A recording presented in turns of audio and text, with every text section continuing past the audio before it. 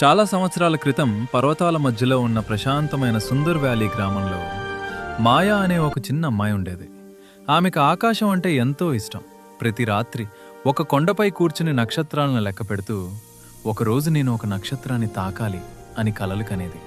ఒక రాత్రి అకస్మాత్తుగా ఆకాశం కంపించి ఒక ప్రకాశవంతమైన నక్షత్రం అడవి వైపు పడిపోయింది. అది నా నక్షత్రం అని మాయా పరుగెత్తింది. అక్కడ ఆమె ఒక చిన్న మెరిసే నక్షత్రాన్ని చూసింది. నేను చిన్ను, ఉదయం ముందు ఆకాశానికి తిరిగి వెళ్ళకపోతే నా వెలుగు శాశ్వతంగా మాయమవుతుంది అని చిన్ను బాధగా చెప్పాడు. మాయా కలలో ధైర్యం మెరిసింది. నేను నీకు సహాయం చేస్తాను అంది.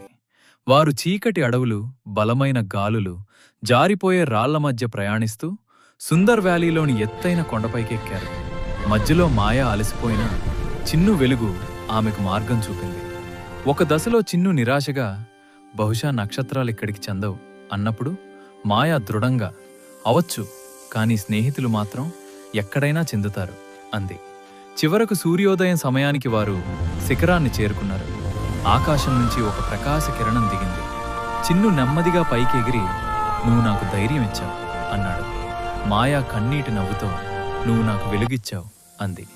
చిన్ను ఒక షూటింగ్ స్టార్గా మారి ఆకాశంలో కలిసిపోయాడు. ఆ రాత్రి మాయా మళ్లీ ఆకాశాన్ని చూస్తూ ఉండగా ఒక నక్షత్రం మిగతావన్నింటికంటే ఎక్కువగా మెరిసింది.